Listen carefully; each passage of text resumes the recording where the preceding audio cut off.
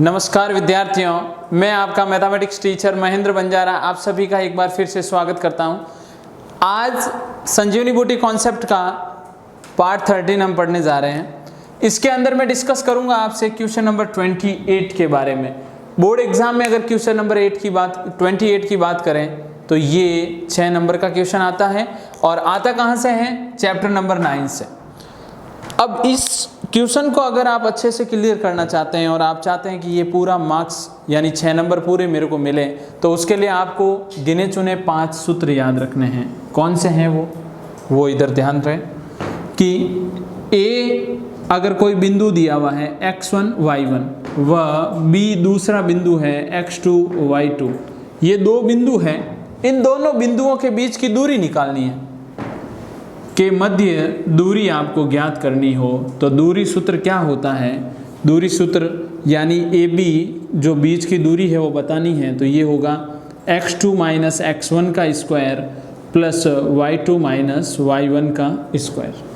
अब ये फॉर्मूला अगर अच्छे से याद है तो आपको एग्ज़ाम के अंदर, जैसे लास्ट ईयर बोर्ड एग्ज़ाम में जो क्वेश्चन आया 2019 में, इसमें ये फॉर्मूला आपको 6 बार यूज़ करना था, लेकिन ये फॉर्मूला तो याद करें पहले उसके लिए। उसके बाद और मध्य बिंदु के निर्देशांक अगर चाहिए, मध्य बिंदु के निर्देशांक ज्ञात करने हो तो बहुत ही सिंपल है। जो आपको कोऑर्डिनेट दो बिंदु दिए हुए हैं उन दोनों को x1 प्लस x2 बट्टा 2, y1 प्लस y2 बट्टा 2, ये दोनों बिंदुओं का क्या कर लिया गया है? योग बट्टा 2, योग बट्टा 2। ऐसे कैसे? आपके पास ये एक रेखाखंड है, इसका ये बिंदु A है, A के निर्देशांक है x1 y1, ये बिंदु B है x2 y2, इसके निर्देशांक हैं। अब आपको पूछा जाए कि ये वाला जो रेखाखंड है उसके बीच में या कोई थोड़ा सा बीच में ना होकर इधर उधर कोई बिंदु है जिसके कारण ये रेखाखंड m1 अनुपात m2 में क्या हो जाता है? विभाजित हो जाता है। m1 अनुपात m2 में क्या हो जाता है? विभाजित हो जाता है। तो आपको पूछा जा रहा है ये जो बिंदु P है, यानी जिस बिंदु के कारण विभाजित हुआ उस बिंदु P के निर्देशांक x, y, ये वाले निर्देशांक आप क्या करें? ज्ञात करें। तो बहुत ही सिंपल है निर्देशांक ज्ञात करना। अगर अंतः विभाजन हो, इस कंडीशन में देखें अंतः विभाजन का बोला जाए तो क्या करूंगा? Px, y बराबर m1 x2 plus m2 x1 बट्टा m1 प्लस m2, और इधर हो जाएगा m1 y2 plus m2 y1 बट्टा m1 प्लस m2। ये है आपके x का मान और ये है y का मान। अब यहाँ पर 4 चीज़ें अज्ञात हैं, एक अनुपात, एक बिंदु A, बिंदु B और बिंदु P। अगर इन 4 में से कोई 3 चीज़ें मेरे पास हो तो मैं चौथी चीज़ आराम से क्या कर लूँगा? ज्ञात कर लूँगा। बहुत ही सिंपल सा तरीका है, इस चीज़ को ध्यान रखें। अगर ये बाह्य विभाजन होता, अगर ये बाह्य विभाजन होता तो उस कंडीशन में यहाँ माइनस लग जाता। इस चीज़ को भी ध्यान रखें, जहाँ जहाँ प्लस है वहाँ सब जगह क्या हो जाता? माइनस हो जाता। अब देखिए आपके एग्जाम में जो क्वेश्चन आया लास्ट ईयर 2019 में, वो क्वेश्चन है किसी समतल में 4 बिंदु P, Q, R और S है, तो सिद्ध कीजिए कि PQRS वर्ग नहीं एक समचतुर्भुज है। वर्ग ना होके क्या? एक समचतुर्भुज है। ये चीज आप सिद्ध करें। सबसे पहले वर्ग क्या होती है? वर्ग अगर मैं बात करूं तो एक ऐसी आकृति जिसकी चारों भुजाएं समान हो वो क्या होगा? वर्ग होगा। और वर्ग में विकर्ण भी क्या रहते हैं? समान रहते हैं। लेकिन समचतुर्भुज कैसी आकृति है? एक ऐसी आकृति जिसकी भुजाएं समान हो लेकिन विकर्ण अलग अलग हो। दोनों में अंतर समझ में आ गया? वर्ग में विकर्ण समान होते हैं और समचतुर्भुज में विकर्ण अलग अलग होते हैं। तो यहाँ पर वो चीज़ अपन को सिद्ध करनी होगी। तो क्या करना क्या है? सबसे पहले ये कच्चा चित्र बना के बिंदु निरूपित करें उसके ऊपर। तो सॉल्यूशन देखें, दिया गया कि समतल में स्थित 4 बिंदु क्रमशः, समतल में स्थित 4 बिंदु क्रमशः कौन से हैं? 2, -1 ये बिंदु P है, Q है आपका 3, 4, फिर R है -2, व S है -3, 2। तो यहाँ से पहले अपन क्या करेंगे? इन बिंदुओं को मैं इस रूप में लेके आता हूँ। ये P 2 कोमा -1, ये Q, 3 कोमा 4, ये R -2 कोमा 3 और ये S -3 कोमा -2। तो शुरुआत में करूँगा PQ, फिर QR, RS और SP दूरियां ज्ञात करूँगा। तो देखें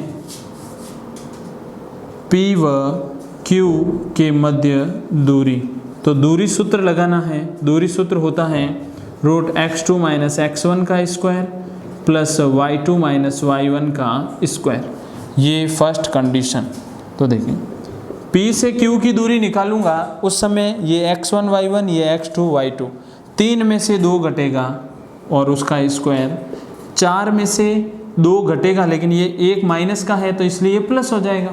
तो देखें क्या बनेगा, ये होगा 1 का स्क्वायर प्लस 4 और 1 5 का स्क्वायर। तो ऑल ओवर देखा जाए तो कितना हो जाएगा, ये हो जाएगा 1 और 5 का स्क्वायर 25 यानी √26 अपने पास आएगी ये वाली PQ तक की दूरी।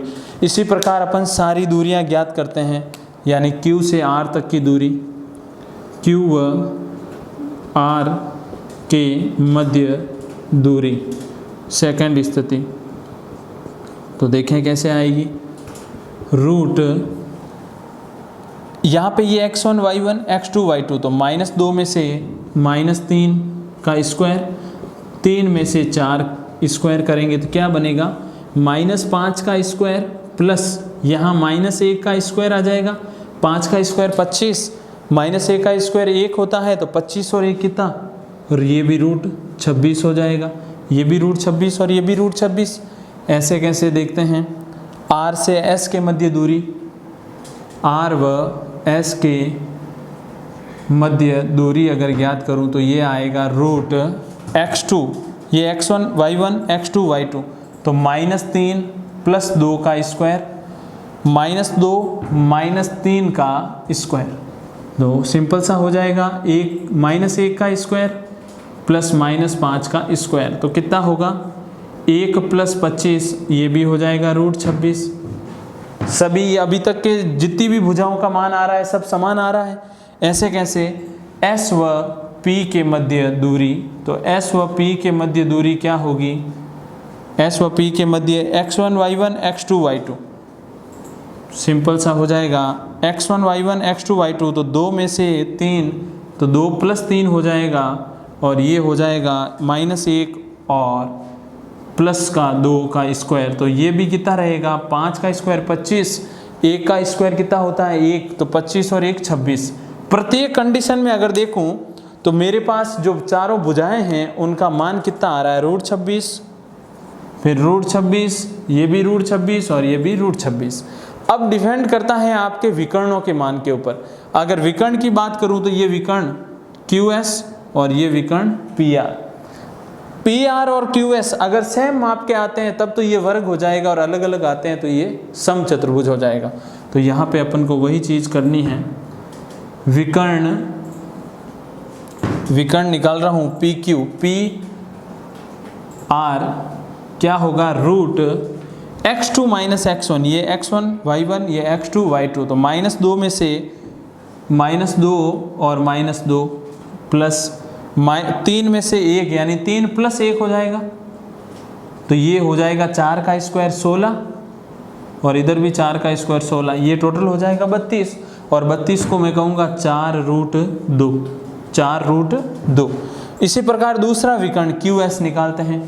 QS क्या आएगा, QS आ जाएगा आपके x1 y1 x2 y2, तो 3 में से 3 यानी -3 और -3 का स्क्वायर प्लस 2 में 4, -2 -4 का स्क्वायर, ये माइनस का कन्वर्ट हो जाएगा x2 - x1 y2 - y1, तो टोटल कितना होगा, 9 का स्क्वायर 81 होता है और 6 का स्क्वायर 36 होता है। अगर ऑल ओवर देखा जाए तो ये हो जाएगा 110 और 117, यानी ये √117 हो जाएगा। अब जो मेन पॉइंट अपना क्या था, ये वर्ग ना होके समचतुर्भुज है, ये आपको सिद्ध करना है। तो सिद्ध हो चुका है, क्योंकि ये चारों भुजाएं तो आई है समान लेकिन विकर्ण अलग अलग आए हैं। और हम जानते हैं, यहाँ पे लिख देंगे, हम जानते हैं कि किसी आकृति की भुजाएं समान लेकिन विकर्ण असमान हो तो वो समचतुर्भुज होता है। सीधी सी बात है, वो क्या होता है? समचतुर्भुज होता है। और यही चीज़ आपको क्या करनी थी? सिद्ध करनी थी। तो बहुत ही सिंपल है, लेकिन इसके लिए आपको ये 4 फॉर्मूले आने चाहिए, और ये वो 4 फॉर्मूले हैं जो आपको आपके एग्ज़ाम में इस टॉपिक से रिलेटेड प्रत्येक क्वेश्चन को अच्छे से सॉल्व करवा सकते हैं। नेक्स्ट क्वेश्चन जो 2018 में आया हुआ है, उसका अगर अपन देखें, उसके बारे में जानकारी लें, तो इसमें अपन दोनों फार्मूलों को यूज़ करके ये चीज़ें आपको अच्छे से क्लियर हो जाएगी कि फार्मूलों को कैसे यूज़ करना है और किस फार्मूले को कहाँ यूज़ करना है। देखें, जैसे ये क्वेश्चन है, यदि बिंदु x,3 और 5,7 के बीच की दूरी 5 हो तो x का मान ज्ञात करो। यानी 2 बिंदु है, उनके मध्य की दूरी आपको गिवन है। ये स्थिति है, इसे बिंदु A मान लेते हैं अपन, ये x,3 है, ये बिंदु B मान लिया 5,7 है। इन दोनों के बीच की दूरी कितनी है? 5 इकाई बोला जा रहा है। तो देखें, दिया गया क्या है? दिया गया बिंदु x,3 व 5,7 के मध्य दूरी बराबर 5 इकाई, ये टोटल दूरी है। अगर इन दोनों बिंदुओं के बीच की दूरी ज्ञात करनी है तो दूरी सूत्र क्या होता है? दूरी बराबर, दूरी सूत्र अगर लिखना चाहूँ तो ये होगा √x2 - x1 का स्क्वायर प्लस y2 - y1 का स्क्वायर। ये सिंपल सा अपना दूरी सूत्र हो गया। दूरी कितनी दी हुई है? 5 इकाई। और अगर मैं बात करूँ ये x2, ये x1 y2 सॉरी, और ये x1 y1 हो जाएगा, तो 5 - 3, 5 माइनस, पहले अपन क्या करेंगे, x1 में से, और ये x2 है, तो x2 में से x1 घटाएंगे तो 5 - x का स्क्वायर हो जाएगा, और ये 7 - 3 का स्क्वायर। 5 बराबर √5 - x का स्क्वायर, और ये 7 - 3 यानी कितना बचेगा? 4, 4 का स्क्वायर कितना होता है? 16।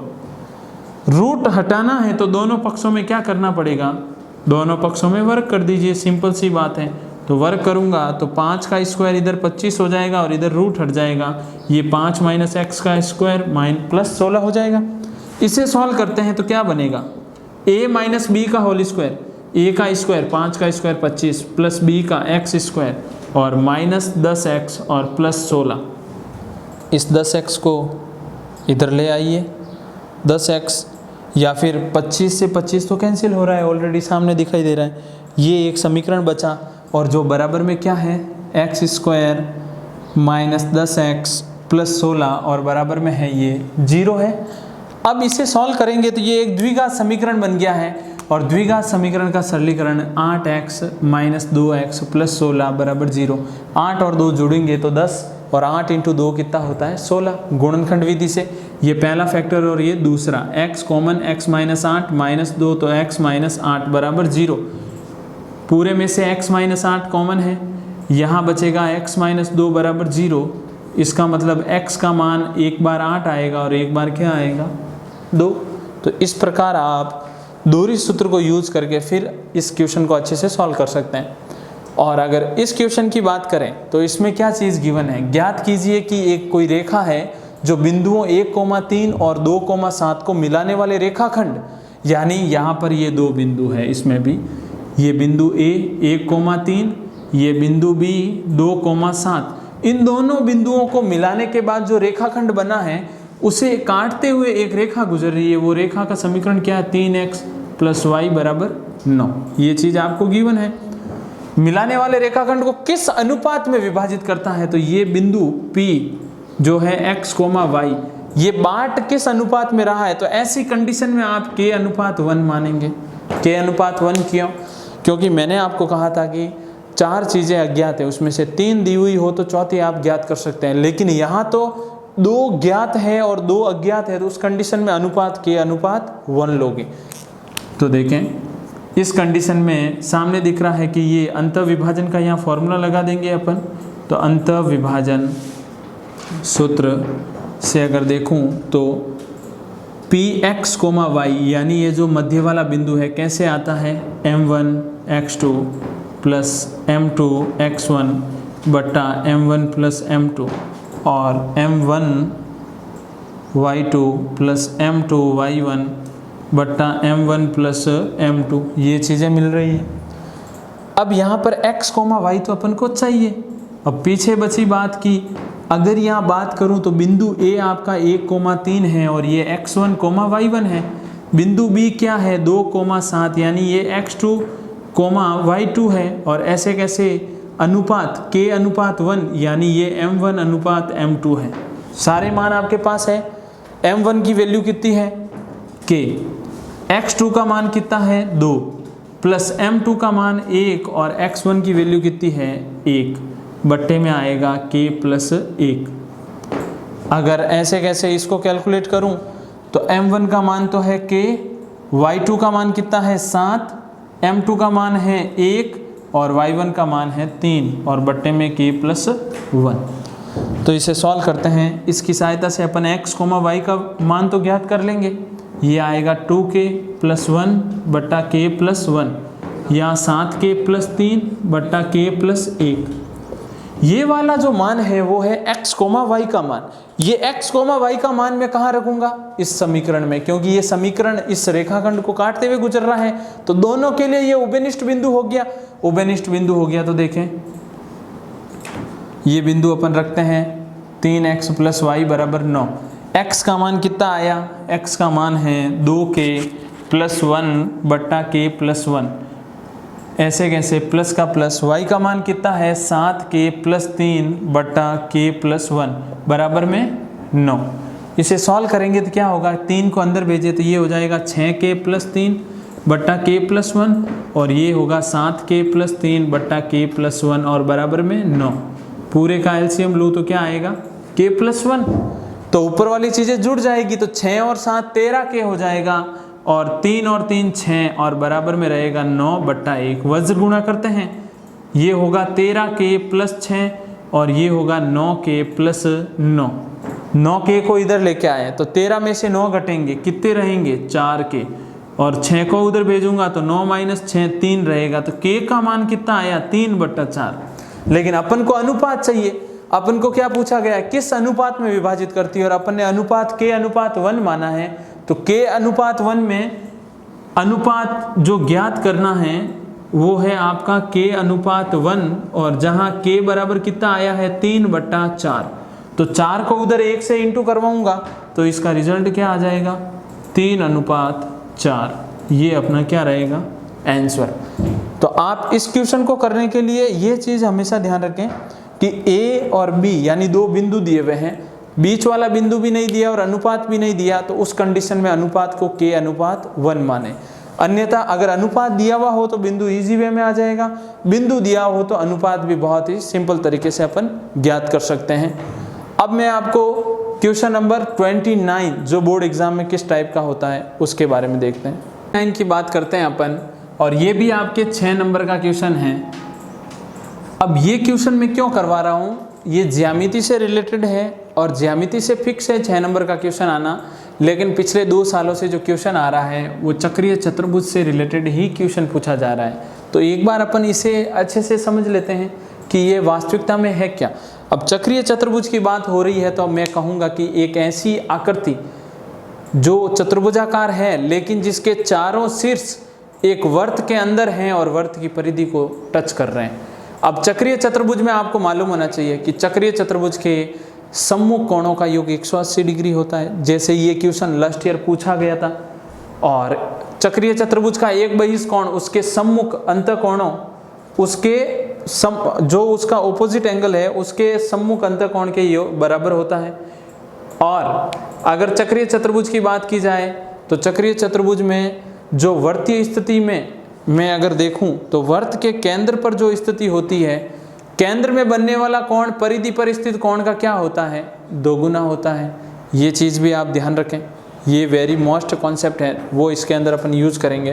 तो देखें, आपको चक्रीय चतुर्भुज सिद्ध करना है और उसके संपूरक यानी आमने सामने वाले दो कोणों का योग 180 दर्शाना है।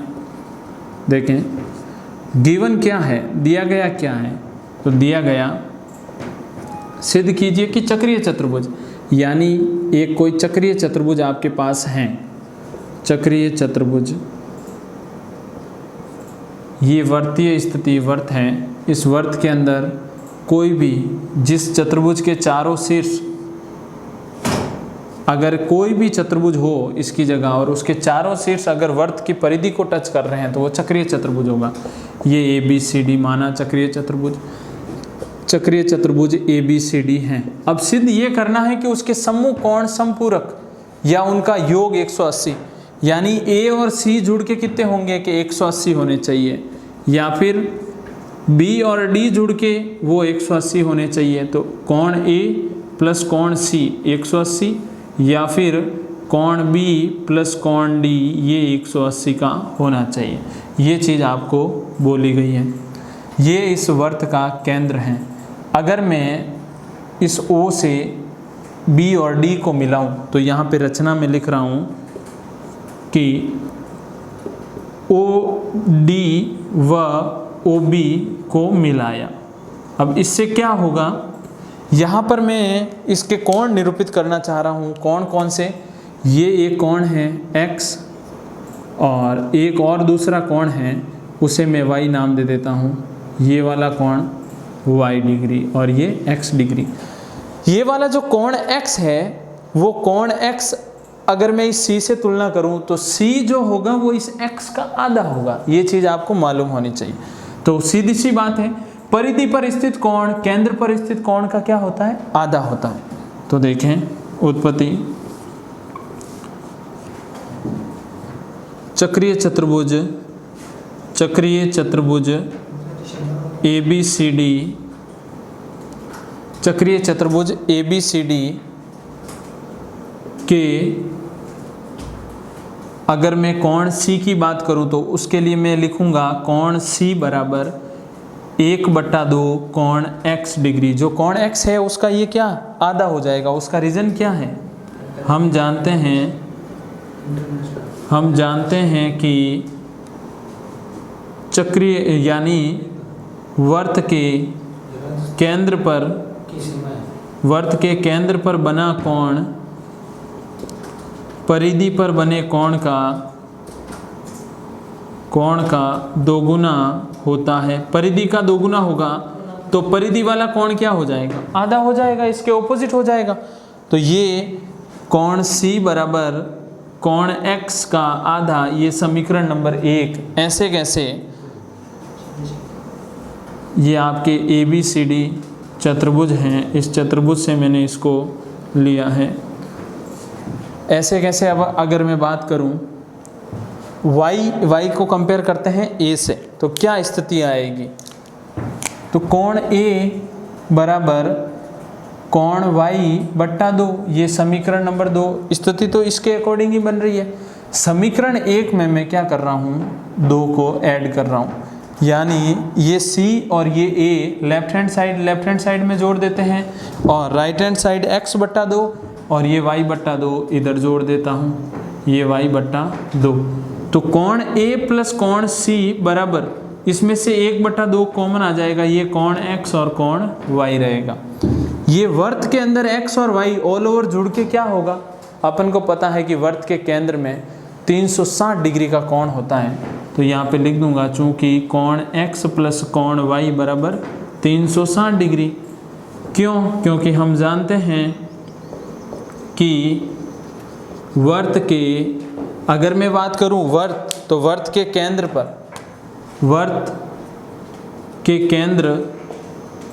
पर 360 डिग्री का कोण बनता है। तो ये स्थिति यहाँ पे पुट करते हैं तो कोण A प्लस कोण C कितना हो जाएगा, 1/2 इंटू 360, तो ये कटेगा तो 180, यानी कोण A प्लस कोण C कितना हो जाएगा, 180 डिग्री। और अपन को सिद्ध क्या करना था, A प्लस C 180 लाना था। ऐसे कैसे B प्लस D भी ला सकते हैं। ये ABCD क्या है, एक चतुर्भुज है। चतुर्भुज ABCD के चारों कोणों का योग अगर देखूं तो कितना होगा, 360 डिग्री होगा। यानी कोण A प्लस कोण B प्लस कोण C प्लस कोण D बराबर 360। तो A प्लस C कितना है, A प्लस C 180 है, 180 को उधर भेजूंगा तो इधर B प्लस कोण D बचेगा और वो 180 रहेगा। तो बहुत ही सिंपल तरीके से आप ये चक्रीय चतुर्भुज वाला कॉन्सेप्ट यूज कर सकते हैं।